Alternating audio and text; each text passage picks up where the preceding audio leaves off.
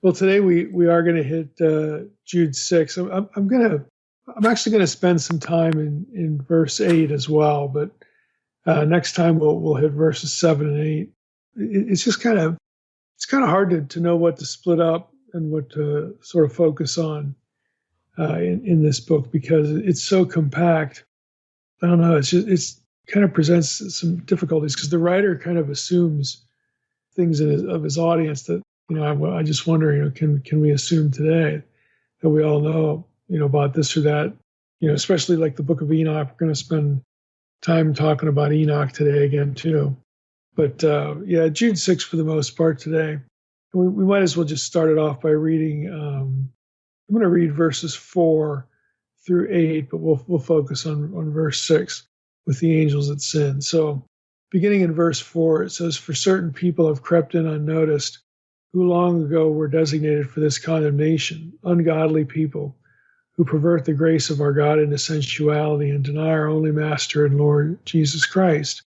Now I want to remind you, although you once fully knew it, that Jesus, who saved a people out of the land of Egypt, afterward destroyed those who did not believe, and the angels who did not stay within their own position of authority, but left their proper dwelling, he has kept in eternal chains under gloomy darkness until the judgment of the great day, just as Sodom and Gomorrah and the surrounding cities, which likewise indulged in sexual immorality and pursued unnatural desire, serve as an example by undergoing a punishment of eternal fire. Yet in like manner, these people also, relying on their dreams, defile the flesh, reject authority, and blaspheme the glorious ones." That's Jude 4 through 8. And again, it's not an easy task to know kind of how to split these things out, because verses 6 and 8 sort of play off each other. And we don't have enough time in this episode to hit 6, 7, and 8. So we're going to reserve the Sodom and Gomorrah verse 7, and pick up again with verse 8 next time. But we're going to try to focus on Jude 6. And again, I've already telegraphed we're going to get into verse 8 because verse 8 is something of a commentary on verse 6 in some ways. So if we go to Jude 6, we focus here on the angels who did not stay within their position of authority, in their own position of authority, but left their proper dwelling. Jude is comparing the false teachers of verse 4, where we began our reading, and their fate to Old Testament typologies. And we discussed that in chapter 2, that Jude's going to be pulling out different events, different personages, different figures from the Old Testament as analogous to the false teachers. Again, to make his point that their doom is certain. They're not going to get away with anything that they've been trying to get away with. And he's going to use a variety of Old Testament, again, events and characters to try to illustrate this. So he's comparing the false teachers of verse 4 to the angels that sinned, and then he's going to compare them to Sodom and Gomorrah. A little later, it'll be Balaam and Cain and Korah. So Jude's going to do a lot of this, again, to paint the false teachers in a certain way. And by analogy, what they're guilty of, by analogy, reason from what they're guilty of as well. Again, sharing the faith. Also be dipping in 2 Peter 2 a little bit to discuss this, which is unavoidable. Listeners are likely aware that 2 Peter 2:4 has the same sort of content in view as in Jude 6, the angels that sinned.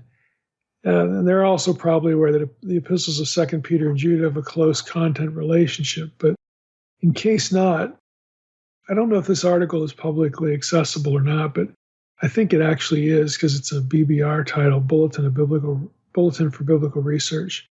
This is J. Darrell Charles, The Angels Under Reserve in 2 Peter and Jude. And this is from a 2005 issue, way back, volume 15. And what he points out in this, in regard to, again, this relationship between Jude and 2 Peter, he writes, in Jewish tradition, the example of the disenfranchised angels, Jude 6, 2 Peter 2:4, appears frequently alongside hard-hearted Israel. Jude 5, he references there. Sodom and Gomorrah, Jude 7, and 2 Peter 2:6. And Noah and the flood in extra-biblical tradition. So basically what he's saying is, just broadly in Jewish tradition, not just the New Testament, but broadly, you see these things lumped together. Again, the angels that sinned, Sodom and Gomorrah, hard-hearted Israel, the flood.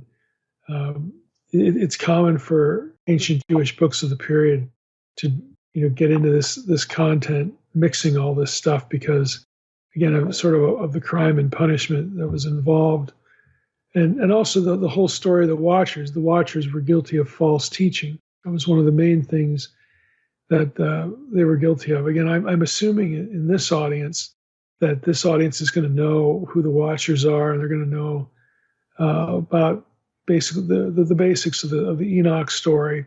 So I'm not gonna just rehearse all that. I'm assuming people have read Unseen Realm and again have dipped into this content before. But again, Charles is just saying this is really common to lump all these things together in Jewish literature of the period.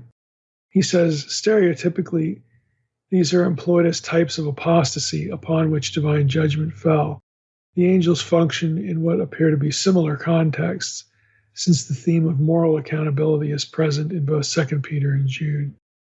So again, these two epistles in the New Testament are closely related. And so 2 Peter 2:4, Jude 6, they're both going to be dealing with angels that sin. They're not identical in everything they say, but you put them together, you get the full picture. And you can get even a fuller picture if you, again, start factoring in, the ancient Jewish literature that both Jude and Peter know and they reference in their epistles in what they're writing. Bauckham, in his commentary on Jude, gets into the details of Jude 6. So I want to include some quotations from scholars in this regard, because I don't want anybody to think this is just Mike's take on Jude 6 or the angels that sinned and going back to Genesis 6:1-4. No, this is standard academic research going into 2 Peter 2 and Jude 6. I mean, anybody who spends any amount of time in the material is going to know that both these New Testament writers, Peter and Jude, are very, very closely acquainted with Enoch and Enoch's story of the episode of the sons of God in Genesis 6:1-4. Of course, the sons of God in Enoch's version are referred to as watchers. That's the Second Temple Jewish name for these villains, these characters. So Bauckham gets into the details, and let me just quote from what he says in his Word Biblical Commentary. He says the Angelus are the angels known as watchers, who, according to Jewish tradition, descended from heaven to marry human wives and corrupt the human race in the period before the flood. This was how the account of the sons of God in Genesis 6:1-4 was universally understood as far as our evidence goes, until the mid-2nd century A.D. And then he quotes a number of passages, 1 Enoch 6-19, 1 Enoch 21, 1 Enoch 86-88, and again a bunch of other passages with something from Jubilees, a few Dead Sea Scrolls, some Targums, the Testament of Reuben, Testament of Naphtali. I mean, there's a wide variety of Second Temple Jewish literature where you find this story. And again, there's no ambiguity here. Up until the 2nd century AD, everybody understood that the sons of God of Genesis 6 were supernatural beings, angelic beings. There was no Sethite view, none of that nonsense, that you run into so frequently in the church today. Nobody in antiquity, up until, again, well into the 200s AD, a couple hundred years after, again, the birth of the early church, they all knew what this was. They all knew what it was talking about and didn't run away from it. So Bauckham writes, picking up with him again, Jude's reference is directly dependent on 1 Enoch 6-19, which is the earliest extant account of the fall of the Watchers from the early 2nd century BC at the latest. And he shows himself closely familiar with those chapters. They tell how in the days of Jared or Yared, Genesis 5:18, 200 angels under the leadership of Shemichaza and Asael, filled with lust for the beautiful daughters of men, descended on Mount Hermon and took human wives. Their children, the giants, ravaged the earth, and the fallen angels taught men forbidden knowledge and all kinds of sin. And they were therefore responsible for the total corruption of the world on account of which God sent the flood. The watchers were punished by being bound under the earth until the day of judgment, when they will be cast into Gehenna. Their children, the giants, were condemned to destroy each other in battle. 1 Enoch 10:9. But their spirits became the evil spirits responsible for all evil in the world between the flood and the day of the judgment. That's 1 Enoch 15:8 through 16:1. It is clear that for the author of these chapters, the judgment of the watchers and the men at the time of the flood prefigured the final elimination of all evil at the last judgment. The parallel will also have been in Jude's mind when he used the watchers as a type of the false teachers of the last days. It's very clear that Jude, and when he refers to the angels, very clear, angels that sinned, Jude clearly accepts the sons of God of Genesis 6:1 through 4 as supernatural beings. And there's simply no escape from this other than to simply ignore the text at this point or to make up some other angelic sin and then add it to the Old Testament. You get to create your own scripture. And I don't want to sound too flippant there, but I don't mind sounding at least a little bit flippant because that's essentially what people do. They come up with this third of the angels revolting and all that sort of stuff. There is no account of this, of a third of the angels rebelling in the Old Testament. Zero. It shows up nowhere. The only time you get that language is Revelation 12, and it's in response to a war. It's about a war in heaven in response to the birth of the Christ child. It has nothing to do with the events before the flood. Again, these are the facts of the text. And if you just don't like it, well, that's too bad, because that's just the way it is. These are the facts of the text, and everybody in the ancient world, again, knew this. They didn't try to run from it or hide from it. So Jude clearly accepts, again, sons of God of Genesis 6:1 through 4 were supernatural beings. He calls them angels. There's an explicit parallel in 2 Peter 2, verses 4 through 6. And that includes both angels that sinned before the flood came and Sodom and Gomorrah, also as Old Testament analogies to false teachers, just like Jude. All scholars, and I'm serious about this, are aware of the tight overlap between Jude and 2 Peter and these things. There's no ambiguity here. Nobody's wondering, how to take these things. This is one of the few, things in Scripture where there's consensus agreement because, frankly, the content is so obvious. In the 2 Peter 2 reference, the sin of the angels doesn't get much of a description. In fact, let's just go there real quickly. We'll go to 2 Peter 2:4. I'll read it just in case it's not clear in the minds of listeners. 2 Peter 2:4. For if God did not spare angels when they sinned, but cast them into hell, the verb there is Tartarus, tartarao. Cast them into Tartarus is the verb. And Tartarus was the place where the Titans of Greek religion wound up, again, in response to their rebellion. If God did not spare angels when they sinned, but cast them into Tartarus, cast them into hell, the ESV has, and committed them to chains of gloomy darkness to be kept until the judgment. If he did not spare the ancient world, but preserved Noah, a herald of righteousness with 7 others, when he brought a flood upon the world of the ungodly.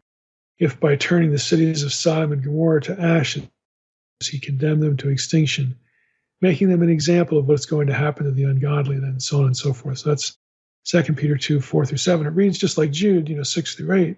You get the same thematic elements there. The angels that sinned, Sodom and Gomorrah. Of course, you got the timing with the flood there, so on and so forth. So again, the scholars are very aware that 2 Peter 2 and Jude 6, specifically 2 Peter 2:4 and Jude 6 are very close in terms of their content. But in 2 Peter 2, we don't really get a specific description of the sin. We do get a description, however, of the sensuality of the false teachers that both precedes and follows the description. The false teachers in 2 Peter 2 are described that way in 2 Peter 2:1 and 2 and 2 Peter 2:9 and 10. There's something about their character that has something to do with sexual immorality. And that theme is more pronounced in the Jude passage. Again, going back to Jude 6, our verse for the day. The angels who did not stay within their own position of authority but left their proper dwelling, he has kept in chains under gloomy darkness until judgment of the great day. You get down to verse 8, and it talks about defiling the flesh. Verse 7 talks about Sodom and Gomorrah likewise, quote unquote, likewise, like the angels who sinned, indulge in sexual immorality, so on and so forth, unnatural desire. So there's something about that element in both Jude and 2 Peter that sort of works its way into the description. In some cases, it's more overt than others. In 2 Peter 2:4, you get specifically a reference to sensuality. Let's just go back there. If God did not spare angels when they sinned, but cast them into Tartarus or into hell and committed them to chains of gloomy darkness to be kept until the judgment. Again, so on and so forth with Noah and Sodom and Gomorrah. You get this situation where in verse 7, if he rescued righteous Lot, greatly distressed by the sensual conduct of the wicked, you get these references to sensuality, and then the whole Sodom and Gomorrah episode as well. And you get the angels that sinned, again, casting them into Tartarus. And then in Jude 6, the angels who did not stay within their own position of authority. Just as verse 7, Sodom and Gomorrah and the surrounding cities likewise indulged in sexual immorality. Again, it's just a recurring theme, through, and that makes sense in light of Genesis 6:1-4. Okay, Genesis 6:1-4, the sons of God, the daughters of men. Again, a forbidden transgressive relationship there that results in the Nephilim and the giants and so on and so forth. And again, all of these details of the story get amplified, get blown up in the book of Enoch in lots of detail. But this is again part of the context, part of the important context, which again it's just inescapable as far as this element of it. And again, it makes sense because it's referencing Genesis 6:1-4. There is no other angelic sin that would have involved any sort of sexual immorality or any language like that back in the Old Testament, except for Genesis 6:1-4. There just isn't any. I want to spend a little bit more time on this, specifically in 2 Peter 2:7. Again, not to belabor the point too much, but again, I want the reason I'm doing this again is to reinforce the reality that there is no angelic sin that has something to do with sexual immorality other than Genesis 6:1-4. This is the only thing that Peter could have in his head when he's writing this. So if you go to 2 Peter 2:7, and again, this is going to be consistent with what we're reading in Jude. When you get to the Sodom and Gomorrah story in verse 7 in 2 Peter 2, if he rescued righteous Lot, greatly distressed by the sensual conduct of the wicked. Sensual conduct there is a Greek term, asolgeia. And again, the term is very clear. BDAG, which is the standard lexicon for New Testament study, defines the term as just generally a lack of self-constraint, which involves one in conduct that violates all bounds of what is socially acceptable, to live licentiously. And of 2 Peter 2, BDAG, has that specifically referenced here as many will follow in their licentious tracks. And he has some notes from other passages as well. The term is used in the New Testament in Romans 13:13 with koite. We get our word coitus from it. Again, a reference to the sexual act. And it's also used elsewhere with porneia, or some of these porn root terms in the New Testament. So it's very clear, again, that what we have here has something to do with, again, there's a sexual flavor to it, a sexual content to it. Another source, the New International Dictionary of New Testament Theology and Exegesis, of this term of asolgeia, notes again that it means licentiousness or lewdness or indecency. And specifically, the contributor there writes this: in the Septuagint, asolgeia occurs only twice, both times in the Apocrypha, 3 Maccabees 2:26 and Wisdom 14:26. In both contexts, one is with Ptolemy's dissolute behavior sexually, and Wisdom 14:26 occurs with the word moikeia, which is the word for adultery. It occurs with other terms dealing with sexual immorality. The term is used by Josephus 10 times in some instances of intemperate behavior generally, but other times with reference to sexual conduct. specifically the Wars of the Jews has a reference to that, 2.121. Philo uses it 3 times. I'm not going to go through all these references, but Second Temple Jewish literature uses this term in Greek, and in the Greek material there, to refer to licentious behavior of a sexual nature. So the word, going down the entry here in NID and TTE, the contributor notes this: the word occurs 10 times in the New Testament, all but one instance, Mark 7:22, being found in the epistles. The general meaning, lack of moral restraint, quote unquote, is possible in Mark 7:22 in a list next to deceit and envy, in Ephesians 4:19. But in every other passage, the term is found either next to words that explicitly refer to sexual immorality, Romans 13:13, 2 Corinthians 12:21, Galatians 5:19, 1 Peter 4:3, 2 Peter 2:18, or in contexts that indicate the same thing, again, indicate sexual immorality, 2 Peter 2:7, 2 Peter 2:18, Jude 4, and Jude 7 and 8. Again, I'm belaboring this point because, you have people that still, especially within evangelicalism, try to approach Jude 6, the angels that sinned, and 2 Peter 2:4, again, the angels that sinned, and try to come up with some other, with it referring to something other than Genesis 6:1 through 4. I'm sorry, but it can't be done. It's the only sin of a group of angels, just generally, in the entire Old Testament, and it's the only sin of a group of angels, more specifically, that has some kind of sexual content to it. There's only one candidate. It's Genesis 6:1 through 4. So let's get back into Jude again. I don't want to belabor it too much, but people just deny it. They don't want Peter.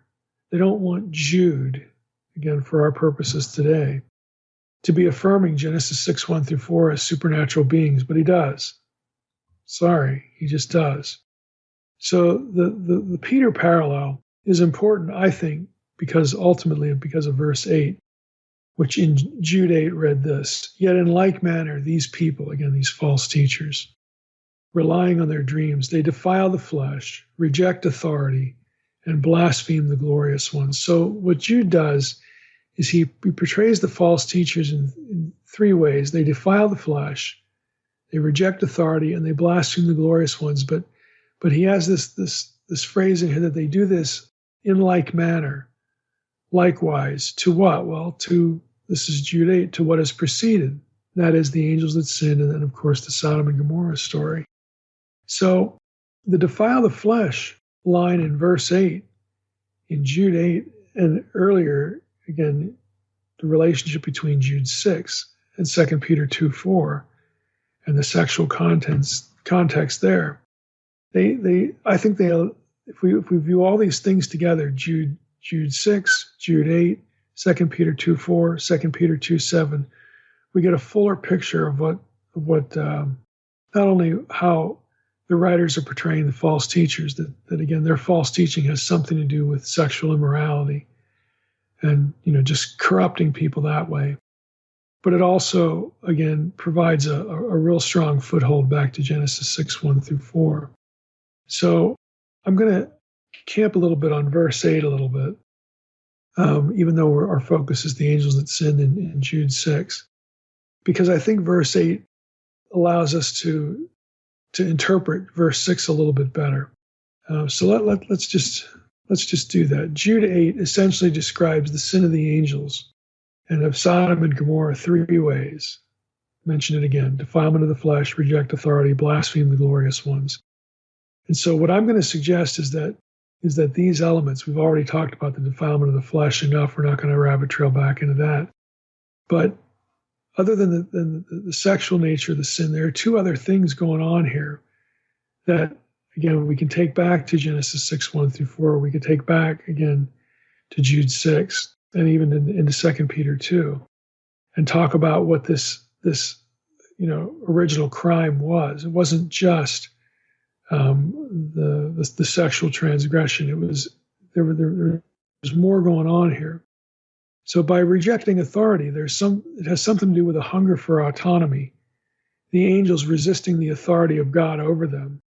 And of course, in Sodom and Gomorrah's case, the cities have already rejected God's will for general behavior approved by God. We know that from the story, and we'll cover it. We'll cover the Sodom and Gomorrah story next time.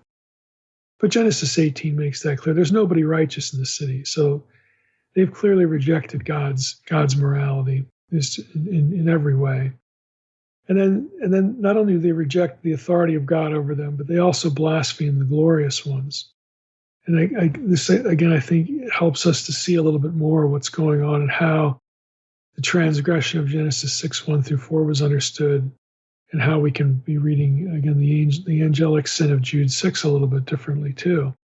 There's something blasphemous going on here, where the angels that sin blaspheme God and they diminish the loyalty of the rest of the heavenly host. They essentially snub their noses at God and those who are on God's side. And of course, in Sodom and Gomorrah's case, as we'll find out next time, the connection point there may very well be that the men of the city of Sodom desire to sexually take the two men who are actually angels in the story. And that may be, again, the way that the glorious ones are blasphemed. But we'll hit that. We'll hit that next time. Let's take this all back to Jude 6. The angels who did not stay within their own position of authority but left their proper dwelling. I mean, you look at that description, they didn't stay within their position of authority. Well, that sounds again like they're rejecting authority in verse 8. Again, verse 6 and verse 8, there's some relationship there. And they left their proper dwelling. Again, that's a rejection of authority. And what I'm also going to suggest to you that it does have something to do with blasphemy as well. And the rest of verse 6, factoring verse 8 into the description of the sin, what did the angels do?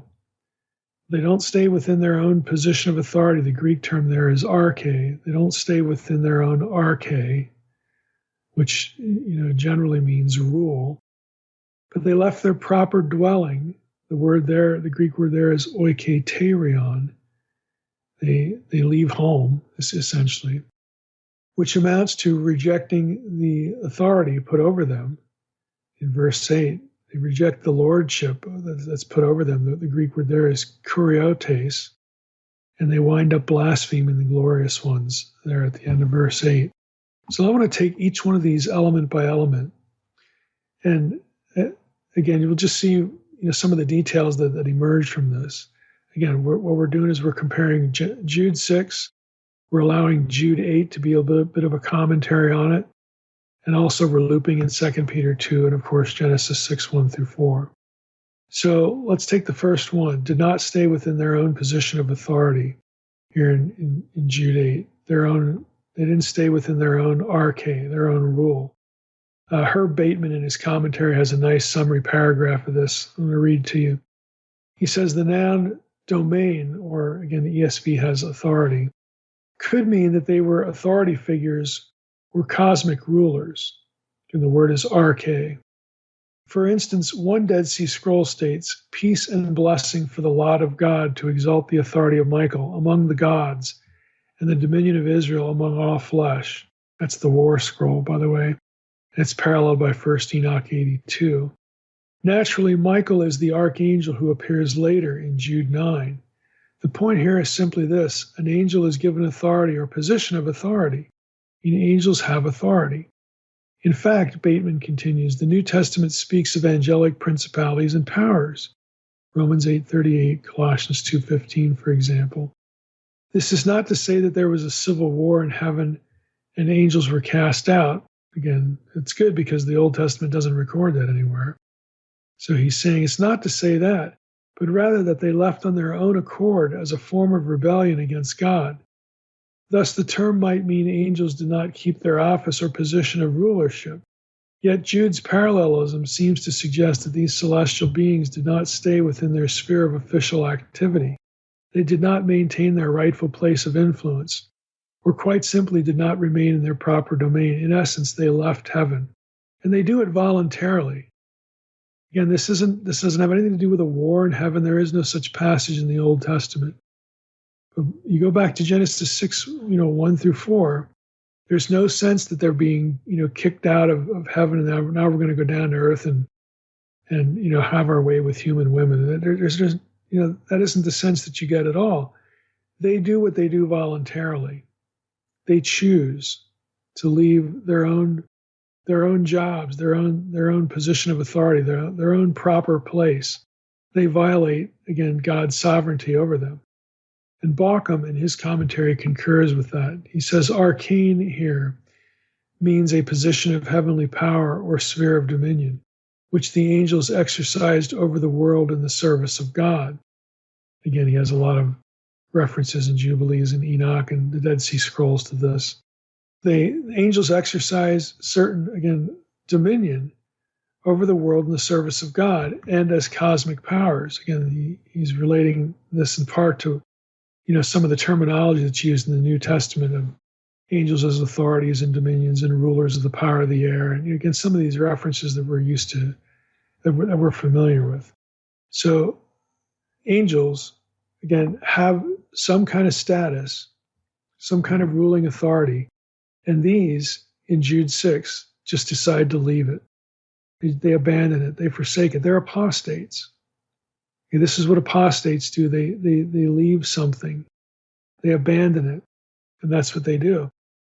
Second line from Jude 8, they leave their proper dwelling. Again, the Greek term here is oikete, right out of first. And again, most of your commentators note this a lot dealing with the Greek text, but it actually is right out of First Enoch. So the idea of leaving, just hold that verb in your head, leaving, and leaving their proper dwelling. So specifically, Bauckham writes this: the Greek term apolypontos, ta idion oiketerion, that is, abandon their proper dwelling, comes from First Enoch 12:4 and First Enoch 15:3, where you left, and the angels left. That's the same verb as apolypontos. Here it's apelipete. But they leave their first estate. They leave, again, something. They leave where they're supposed to be, the high, holy, and eternal heaven. And then in 1 Enoch 15:7, the thing that they leave is called their dwelling, the katoikesis. Again, it's very similar to oiketerion.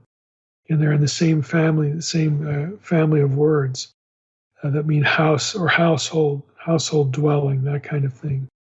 So it's very evident that Jude, again, is tracking with Enoch in Greek, very closely. And Bauckham says these two phrases in synonymous parallelism stress the apostasy of the angels, which Jude intends to compare with that of false teachers. The fact that sexual immorality was also involved in the angels' sin will become apparent in verse 7, again, Jude 7, which we've already noted. Next, they rejected authority. They rejected the lordship over them. And the word here is kuriotes. It's related to the word for Lord, kurios. Gene Green, in his commentary, writes this. He says, the second accusation Jude levies against the heretics, again, both the heretics and, of course, by default, by analogy, against the angels that sinned as well. The second accusation Jude levies against the heretics is that they revolt against lordship. Although kuriotes may refer to angelic beings, as is in the case of Colossians 1:16 and Ephesians 1:21, here, as in 2 Peter 2:10, it denotes the ruling power of the Lord himself. So they reject Christ's lordship, God's lordship itself when they're doing this. So the angels that sin, back in Genesis 6:1-4, it's not just that they're driven by irrational lust or something like this. Again, that's a big part of it. But they have to make a deliberate decision to be apostate and to forsake the authority that they did have and to leave, again, the proper estate, the proper dwelling that God had assigned to them. They just chuck it all. It's sort of, to use the King James language, it's a high-handed sin. It's deliberate, it's intentional, it's purposeful, it's intentional apostasy. To make the point a little bit more, Green rabbit trails a little bit on the word reject. He writes this: Jude picks up a verb here, atheteo, found 60 times in the Septuagint, which, though it is used to translate 17 different terms in the Hebrew Scriptures, most commonly stands for Hebrew bagad, to deceive, to be unfaithful, to betray, and pasha, to defect or revolt, with the result that in biblical usage this verb almost always means to be unfaithful, to revolt, or to betray in the sense of deceive or scorn. Once again, the question of authority is brought to the fore as Jude accuses these heretics not only of violating established norms, but also of revolting against the authority of the Lord himself. As the archetypal examples of sin, verse Jude 5 through 7, they have broken faith. Again, and those archetypal examples are the angels in Sodom and Gomorrah. I mean, they do what they do intentionally. It's not an accident. So again, to use the King James language, it's a high-handed sin. It's very intentional, very deliberate. Further and lastly, the angels that sinned, okay, and by extension the false teachers, are guilty of, quote, blaspheming the glorious ones. Now this has kind of an interesting twist to it, as Green points out in his commentary. Identifying the glorious ones has been controversial among commentators. Commentators disagree as to who the glorious ones are. Some commentators opt for human dignitaries, which makes little sense if an analogy is being struck between human false teachers and angels that sinned. And if the analogy has angels in view, you would think that part of the analogy as well in verse 8, the glorious ones would, those would be supernatural beings as well. And that's where other commentators are, people like Bauckham and Neri and J. and D. Kelly. Again, some of your major commentators on Jude. Herb Bateman is going to be the same way. I believe Herb takes the same position. But some of these major commentaries, they're going to see the glorious ones as supernatural beings. They're angelic beings. And I'm with them, certainly. I think that makes the most sense. Green, here's the bit of a twist, makes the salient, and in my mind, decisive observation when he writes this. He says, Jude's idea is adopted by the book's oldest interpreter, 2 Peter. In 2 Peter 2, 10 and 11, the glories are very clearly angelic beings. So if you're looking at Jude and you wonder, who are the glorious ones? If you go over to 2 Peter 2, 10 and 11, the glorious ones, the glories, are clearly angelic beings there in that passage. So again, we should allow Scripture to interpret Scripture here. I think it's also interesting, and this is another note that Green has, is that he discovers that in the Septuagint of Exodus 15:11, and this is a familiar passage, again, for those who have read Unseen Realm or have done anything with divine counsel stuff. Exodus 15:11, this is the verse. Who is like you, O Lord, among the gods? It's among the Elim. It's very clearly plural Elim. Who is like you, O Lord, among the gods? Who is like you, majestic in holiness, awesome in glorious deeds, doing wonders? Again, the Elim there are the glorious ones. Translates plural Elim, the gods, as glories, or the glorious ones. So if we take the plural Elim there as a reference to the divine counsel, which you more or less have to, this amounts to an angelic transgression, not only against the Most High, but also against the council itself, the heavenly host. And again, that's where you get this idea of blaspheming the glorious ones.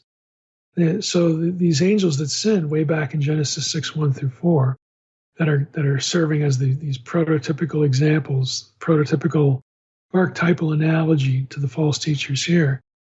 I mean, they not only, again, do what they do with boots on the ground, but they defect. They snub the authority of God himself and, again, dismiss the rest of the loyal heavenly host of the council. They rebel against everybody. It's an all or nothing proposition. They're not maintaining relationships, again, within the heavenly host here while they're doing this. They rebel. They betray really the whole system, the whole council, the Most High and his heavenly host. Green adds some other thoughts to this observation. He writes this. He says the contrast that Jude sets up between the heretic's behavior and that of Michael, which is coming a little bit later in Jude, who did not blaspheme the devil in verses 9 and 10, points in the direction of understanding these glories as supernatural beings. This interpretation also finds support, as Bauckham notes, in the Dead Sea Scrolls, where angels are called glories.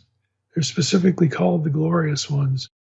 In 1QH, that's 1Q Hodiot 10:8, and perhaps 11Q Psalm of Zion, which is 11Q5. Again, I'm not going to read through all the Dead Sea Scroll nomenclature here, but there are Dead Sea Scrolls that call the angels glories, or glorious ones. You get the same thing happen in 2nd Enoch 22. You get it happen in Ascension of Isaiah 9:32. Jude's nomenclature, Green says, is understandable in light of the attribution of glory to angels just generally. Revelation 18:1, you get this. You get glory language attached to angels. And again, other Second Temple Jewish texts, Testament of Levi and Philo, so on and so forth. This is an idea rooted in the Old Testament, where the cherubim, is the bearer, the supporter of the divine kavod, the divine glory.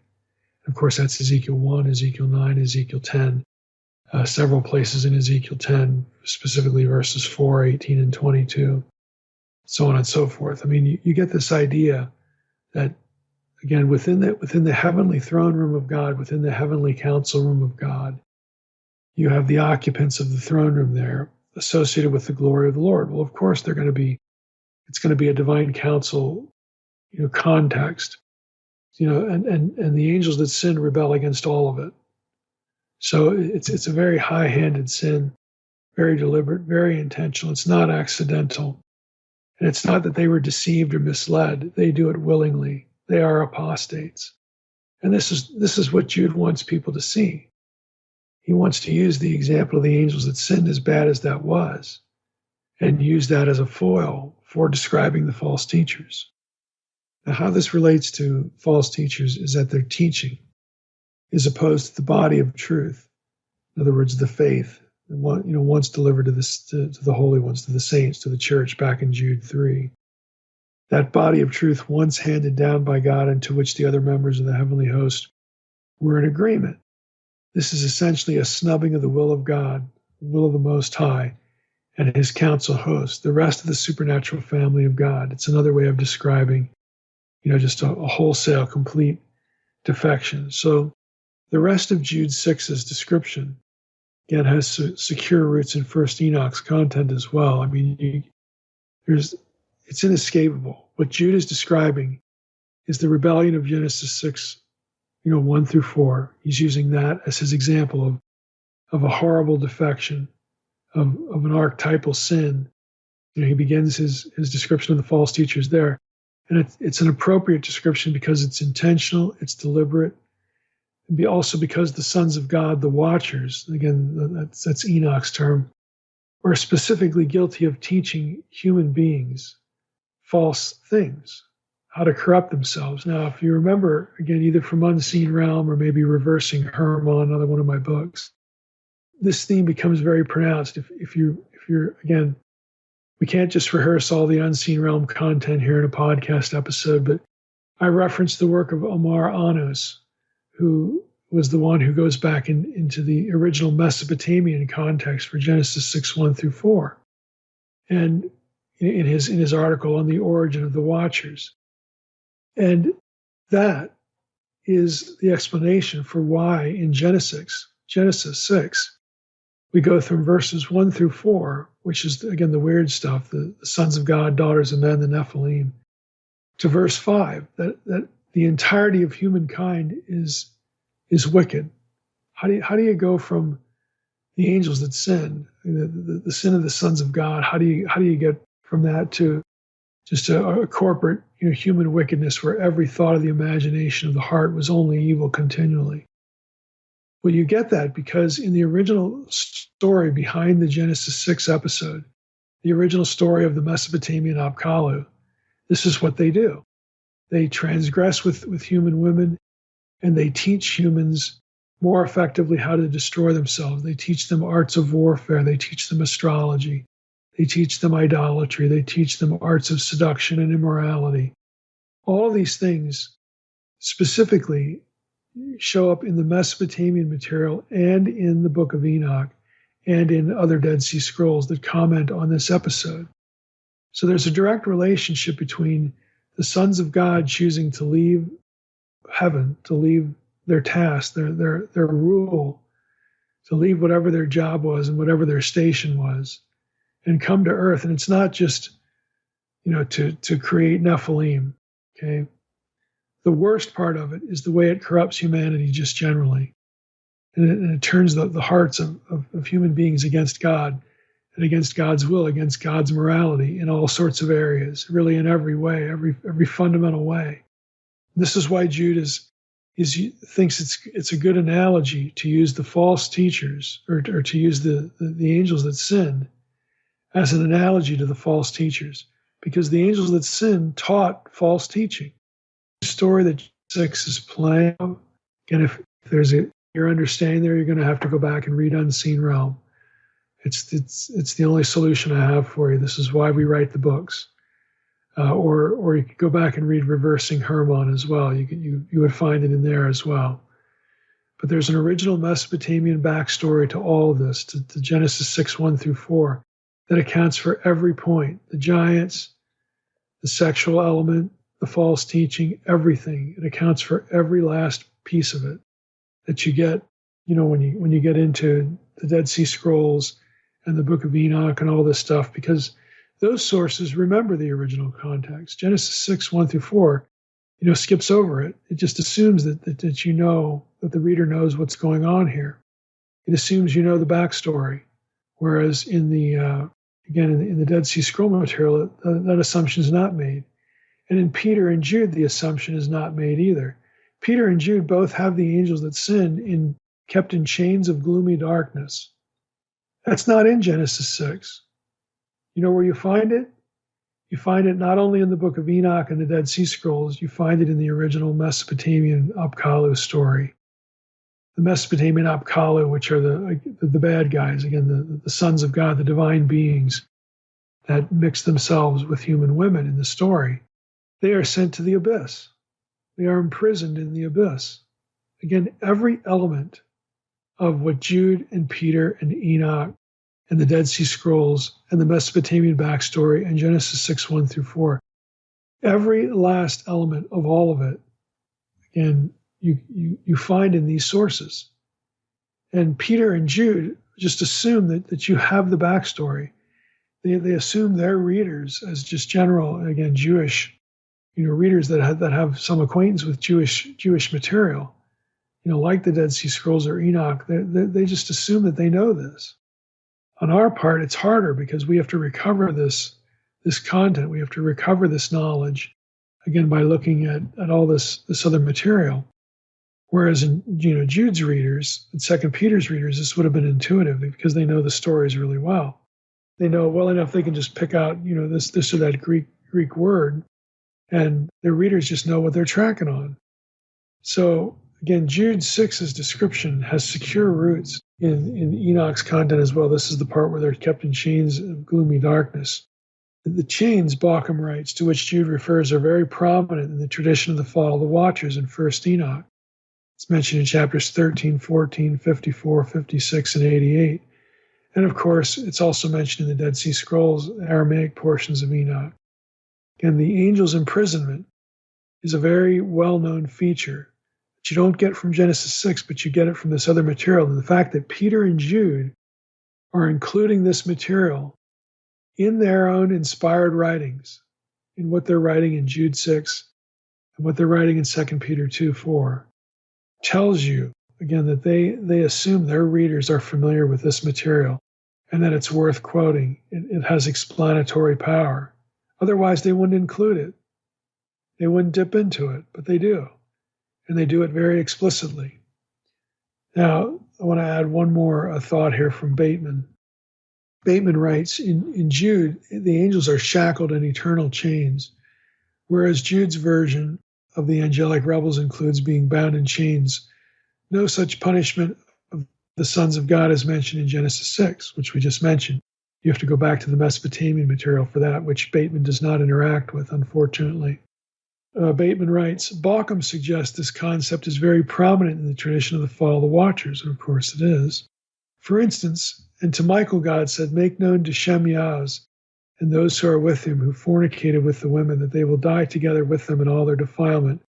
Bind them for 70 generations underneath the rocks of the ground until the day of their judgment, and of their consummation until the eternal judgment is concluded. That's 1 Enoch 10:12. Again, it's very clearly in the Enochian material. When does this judgment occur? Bateman asks. Although the confinement is in darkness, no such description occurs since in 2 Enoch we read, and those men picked me up and brought me to the second heaven. They showed me, and I saw darkness greater than earthly darkness. Perhaps in darkness refers to the ancient Greeks' underworld or netherworld or nether darkness, Bateman suggests. Closely related to the Greek concept of Hades is the idea of the underworld as an abyss. Enoch describes, quote, I then saw one seizing that first star, binding his hands and feet, and throwing him into the abyss. This abyss was narrow and deep, empty and dark. So again, in the book of Enoch, we're going to get this in Jude too, the straying angels, the angels of sin, are referred to as falling stars, wandering stars. We're actually going to get that later in the book of Jude. Jude's going to use that phrase too. So it's very clear that he's dipping into Enochian content here. And he's, again, painting a whole portrait, a whole picture of what he views as the villains par excellence, the angels that sin. They were the ones that sort of started all this off, leaving their first estate, defecting, snubbing their nose at God, blaspheming the glorious ones. This is what they do. That sinned initially, way back in the Genesis account, of course, the traditions that are associated with it, from Mesopotamia and Enoch and the Dead Sea Scrolls and so on and so forth. In Genesis 6:5, the corruption of humankind on a totality scale. Jude thinks this is the best place to start to show how bad the false teachers really are. And so, again, this is where we wanted to focus today. This is, Jude's point of orientation, I think, is very clear.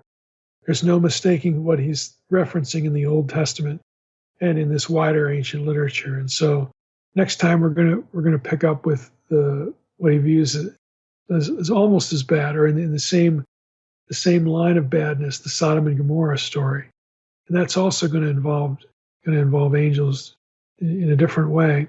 But we'll get to that next time in the next episode when we hit Jude 7 and 8. Real quick, I just want to bring up, Mike, what frustrates me is some criticism of you is about how people think you have to read this extra literature, the second type of literature, in order to understand the Bible. And that frustrates me so much, because you're not saying you have to go read this to understand the Bible. It just helps put it in context, what the people thought back then. Why do people muddy it up? I mean, how hard is that to understand that reading extra sources informs you on the Bible? It doesn't take away the divinity or anything else. Right. Why would you not want to read the Word of God in context? Would you want to read it out of context? It doesn't make any sense. Well, they just think it's some kind of divine context. It's a silo. There's nothing extra that can come in or out. But I don't know. Right. And Jude, again, as we talked in the very first week, this is one of the reasons why with some figures in the early church, people wondered about the canonical status of Jude, because Jude blows that up.